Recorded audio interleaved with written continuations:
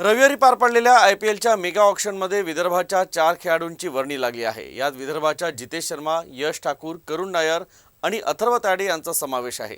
विशेष म्हणजे जितेश शर्माला तब्बल 11 कोटींची बोली लागली आहे। प्रसिद्ध क्रिकेट स्पर्धा IPLच्या मेगा लिलावाच्या पहिल्या दिवशी विदर्भातील 4 खेळाडूंवर मोठी बोली लावण्यात आली। विदर्भाचा यष्टीरक्षक आणि फलंदाज जितेश शर्मा त्याच्या मूळ किमतीपेक्षा 10 पट अधिक किमतीला विकला गेला। RCBनं जितेशला 11 कोटींना विकत घेतलं आणि विदर्भातून हा आतापर्यंतचा सर्वात महागडा खेळाडू ठरला।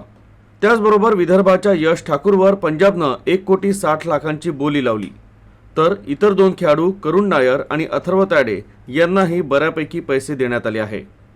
तर IPL लिलावाच्या दुसऱ्या दिवशी विदर्भातील अनेक उदयोन्मुख आणि अनुभवी खेळाडू सर्वांच्या नजरेत राहतील। हर्ष दुबे, प्रफुल्ल हिंगे, शुभम कापसे, दीपेश परवानी आणि शुभम दुबे यांचा समावेश आहे। तर उमेश यादव आणि अष्टपैलू खेळाडू दर्शन नरकांडे हे देखील लिलावात चर्चेचा विषय राहतील असा अंदाज आहे। तर पहिल्या दिवशी बोली लावलेल्या खेळाडूंमध्ये जितेश शर्मा, यश ठाकूर, करुण नायर आणि अथर्व ताडे हे स्टार खेळाडू ठरले आहे।